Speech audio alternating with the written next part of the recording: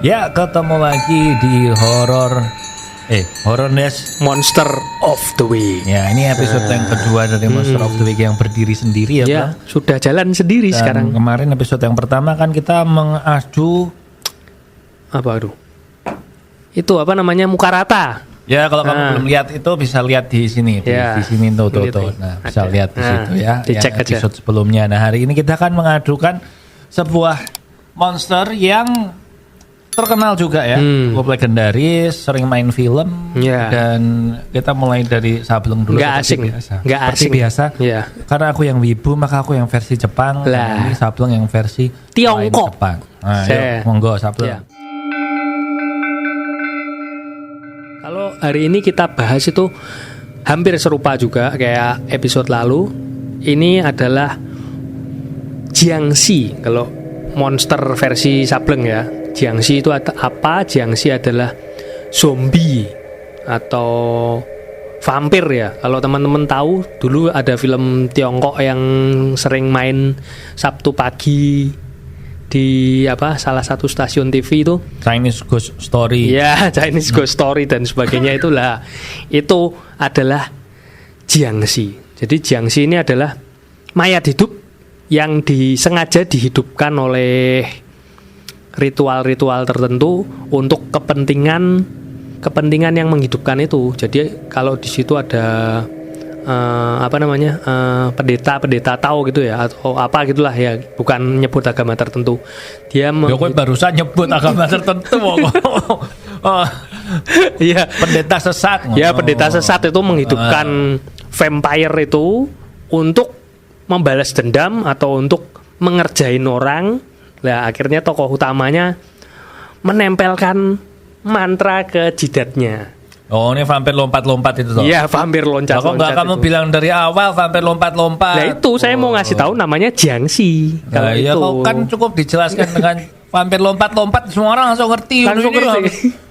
vampir zombie ini itu. Mr. Vampire Oke, itu lah. terus dia gimana membunuh kitanya atau menyerang kitanya? Itu gimana? kalau menyerang ya menusuk dan menggigit.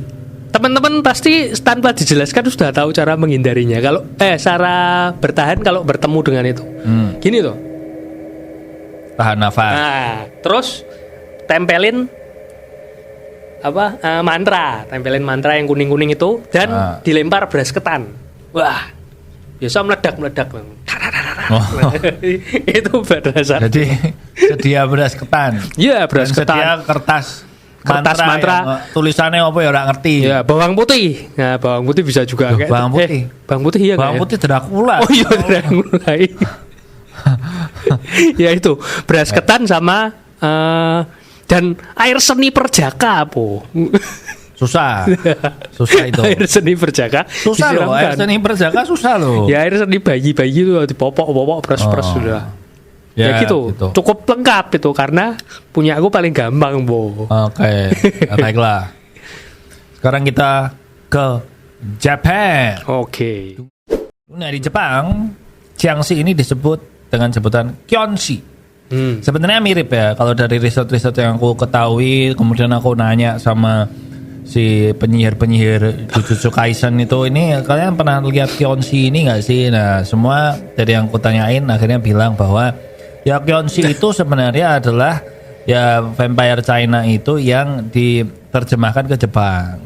Jadi 11-12. Walaupun kalau Kyonshi itu tidak ada kaitannya dengan dibangkitkan oleh orang atau apa ya memang mereka bangkit sendiri aja menjadi zombie dan menjadi vampire.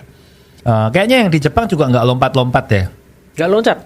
Kayaknya ya, nggak tahu ya, Terbang. soalnya si Gojo itu bilang dia udah lama nggak ketemu Kyonshi juga, jadi dia kurang paham. Tapi cara mengatasinya. Kamu apanya Gojo, Po? Gojo kan senseiku.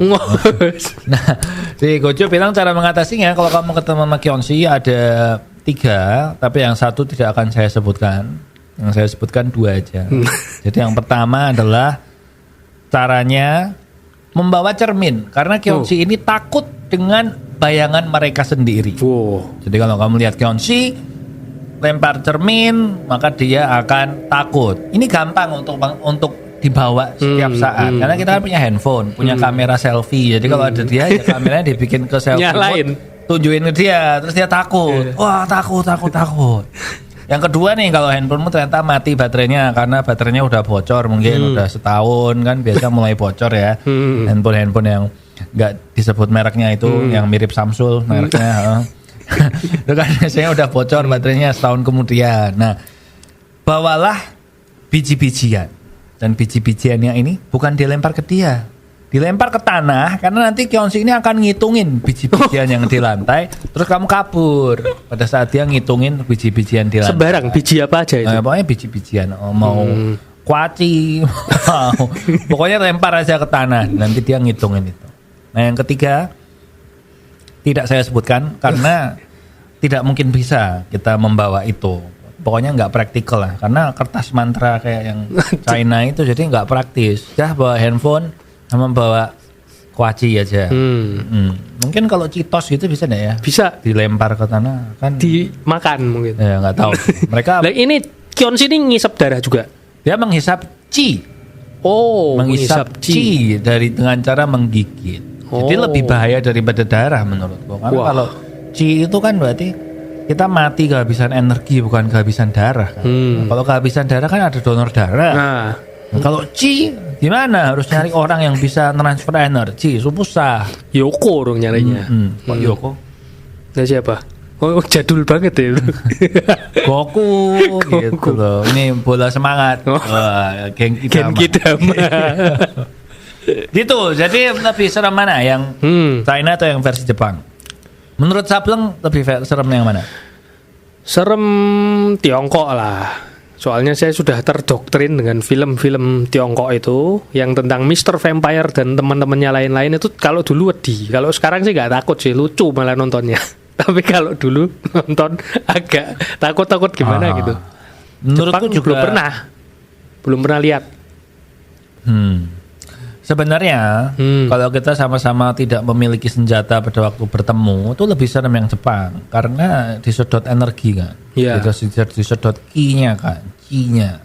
Dan kamu, sementara kalau yang China kan cuman tinggal tahan nafas tok terus sudah bisa. Kalau yang Jepang tapi tahan nafas percuma. Jadi lebih serem yang Jepang. Nah, tapi ya, saya setuju sih kalau itu.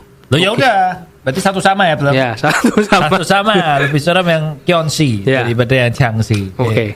Minggu depan kita akan ketemu lagi di Monster of the Week. Kalau kemarin muka rata itu adalah perbandingan Jepang dan Korea. Ini hari ini perbandingan Jepang dan China. Nah, minggu depan kita akan mencari perbandingan Jepang dan nggak tahu. Tulis di komen. Tulis di komen kalau pengen. Aku pengen bandingin sama Indonesia, tapi aku bingung juga yang mirip apa ya. Hantu Indonesia. Mumun tadi. Gak ada kan di Jepang, gak ada kan? Di Indonesia gak ada sih. Kolor hijau. Gak ada. Nanti kita cari. Pokoknya kita akan bandingkan dua setan yang beda budaya tapi genusnya sama. Genus anak IPA. Spesiesnya. Kayak gitu aja ya. Oke. Seperti biasa kamu bisa ngecek horror desk yang satunya yang interview sama narasumber. Terus bisa juga ngirim cerita serem kemana belum? Ke @horror_des di Instagram kita, S-nya 3 ya. Itu aja. Gitu aja. Ingat jangan takut, tetap percaya kepada Tuhanmu. Ya. Tetap berani dan ya di bawah santai aja. Oke, di sini Popo. Di sini Sableng. Ketemu lagi di Horror Des.